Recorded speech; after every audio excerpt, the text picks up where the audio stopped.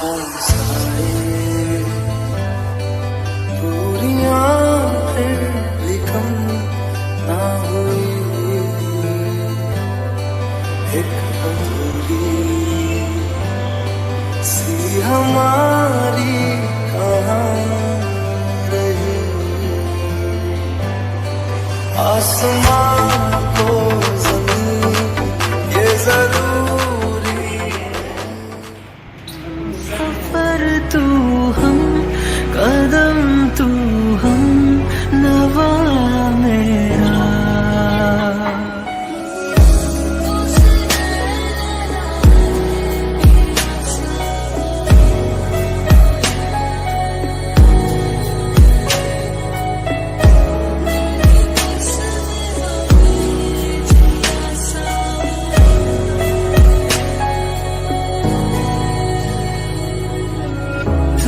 हकीकत ख्वाब तू दरिया तू ही प्यास तू तू ही दिल की बेकरारी तू सुकून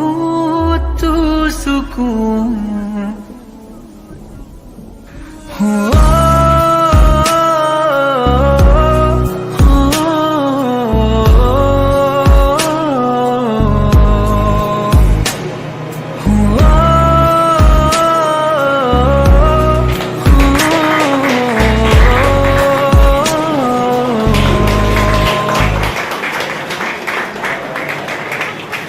હું એમની આતુરતાથી રાહ એટલે જોતી હતી ને કે મારે એમનું સન્માન કરવાનું હતું, એટલે મારા દ્વારા ચેતન કાકાનું સન્માન થશે.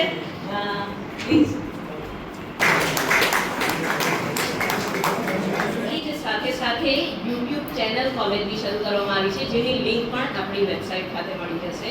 તો સૌથી મોટી ઉપલબ્ધિ એ છે કે હવે તમામ સામાન્ય જનતા માટે વેબસાઇટ પર આપણા કોલેજમાં શું કાર્ય થઈ રહ્યું છે અને કઈ અલગ અલગ સિદ્ધિઓ મેળવી રહ્યું છે તે જાણવા મળી શકશે. એથી આગળ જતા આપણે ત્યાં પ્લેસમેન્ટ કેમ્પ સૌથી મહત્વની વસ્તુ છે, કારણ કે આપણે જેના માટે જઈ રહ્યા છે. હવે આ પ્લેસમેન્ટ કેમ્પ જે યોજના થઈ અને એના માટે ઘણા બધા પ્રયત્નો થયા અને એમાં ઉદ્દીપક તરીકેની ભૂમિકા ભજવનાર એવા અધ્યક્ષ શ્રી આપણા યાજ્ઞિક સાહેબ કે જેમને આવીને બાળકોને ગાઈડન્સ માર્ગદર્શન પ્રોવાઈડ કર્યું કે કેવી રીતે આપણે ઇન્ટરવ્યૂ ફેસ કરવા, એમાં શું મહત્વની વસ્તુઓ હોય છે, એક શિક્ષક તરીકે આપણી કામગીરી શું હોય છે, આપણામાં કયા ગુણોનો વિકાસ થવો જરૂરી છે. તો એમના ઉદ્દીપન કાર્યથી આ કાર્ય સફળ બન્યું અને એમાં લીલી ઝંડી આપનાર એવા આપણા મુખ્ય મહેમાન શ્રી ભાવેશ સાહેબ કે જેઓએ આ લીલી ઝંડી કેવી રીતે આપી, તો એમને આપણા ત્યાંથી શિક્ષકોની વરણી કરી, એને અલ્ટિમેટલી પ્રોડક્ટ આપી, એટલે શિક્ષક તમે એમની વરણી કરીને કરી. ત્યારબાદ બીએડના વિદ્યાર્થીઓને આગળ પોતાનો વ્યવસાયિક સજ્જતા માટે કેટલાક સેમિનાર, વર્કશોપ એમાં પણ ઓન ડ્યુટી કાર્યક્રમ થતા હોય છે ને કરવાના હોય છે. તો કેવી રીતે એના માટેના પેપર લખવા, તો એના માટેનું પણ આપણે ત્યાં વર્કશોપનું આયોજન થયું, જેથી કરીને થીમ પેપર કેવી રીતે લખવા એ બાળકો શીખી શકે, શિક્ષકો બનનાર શિક્ષકો શીખી શકે. અને આની સાથે સાથે જ 52 જેટલા વિદ્યાર્થીઓને નેશનલ સેમિનારમાં પેપર પ્રેઝન્ટેશન અને પાર્ટિસિપેટ કરવાની તક આપણાને મળી. અને આણંદ ખાતે આ શાળાના આ કોલેજના વિદ્યાર્થીઓએ ત્યાં પાર્ટિસિપેશન નોંધાવ્યું પોતાનું. ત્યારબાદ ઘણી બધી કોલેજમાં નેશનલ સેમિનાર્સમાં બાળકોએ પાર્ટિસિપેટ કર્યું, જે ખાસ કરીને આપણે ત્યાં મંચસ્થ જે જ્ઞાતાઓ, આપણા દાતાઓ અને જ્ઞાતાઓ છે તેમને ખાસ એ જાણ થાય કે બીએડના વિદ્યાર્થીઓ નેશનલ સેમિનારમાં પણ પોતાને પ્રેઝન્ટ કરીને આવ્યા છે. વ્યવસાયિક સજ્જતાના, નેતૃત્વના ગુણો, સામાજિક કૌશલ્યના ગુણો હોય કે પછી સર્જનાત્મકતા,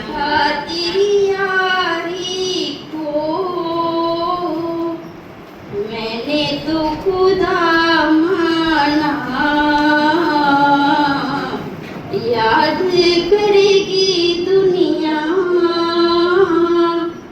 तेरा मेरा अफसाना तेरे जैसा यार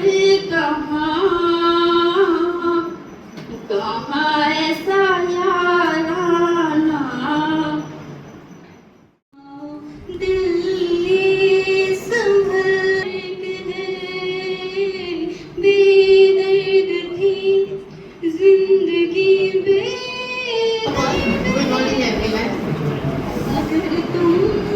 actually last time stage face કરું છું, લાસ્ટ ટાઈમ આ સ્ટેજ પર ઊભી રહી છું, એ જ નર્વસનેસ, એ જ એન્ઝાઇટી ફીલ કરું છું.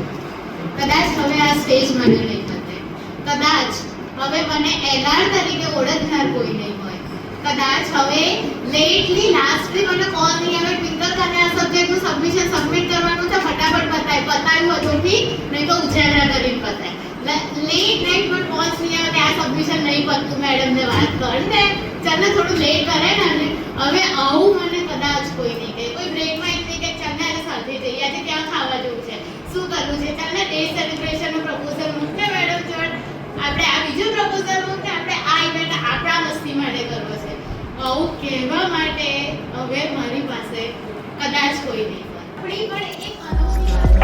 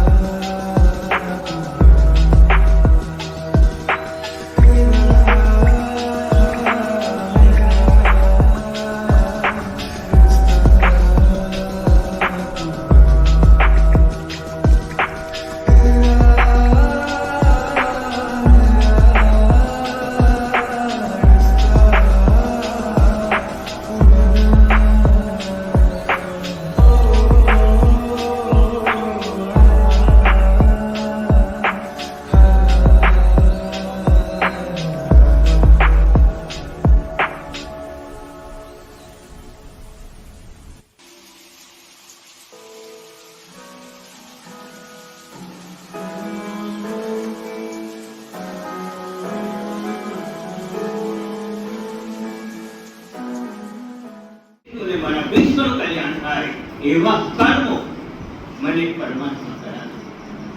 શિક્ષક ની જો વ્યાખ્યા આપું તો શિસ્ત, ક્ષમા અને કર્મ એનો ત્રિવેણી સંગમ જ્યાં રચાય ત્યાં શિક્ષકની ઉત્પત્તિ થાય. આપે 2 વર્ષ સુધી કર્મનો યજ્ઞ કર્યો છે. હવે શિક્ષણ યજ્ઞમાં તમે જે કર્મો કર્યા છે એની આહુતિ આપવાનો સમય આવી ગયો છે. અને મને શ્રદ્ધા છે, વિશ્વાસ છે અને સાથે સાથે ખાતરી છે કે આ સંસ્થામાંથી બહાર આવેલો શિક્ષક એ પ્રબુદ્ધ શિક્ષક બને છે એનું એક જીવતું જાગતું ઉદાહરણ છે. અને મને આશા છે, સાથે વિશ્વાસ છે, ઈશ્વરને પ્રાર્થના છે કે આ સંસ્થામાંથી જે કંઈ શિક્ષકો બહાર પડે એ શિક્ષક ન રહેતા, ટીચર્સ ન રહેતા, એ એજ્યુકેટર બને અને સમાજનું સંચાલન કરે અને વિદ્યાર્થીનું ઘડતર કરે એવી ઈશ્વરને પ્રાર્થના.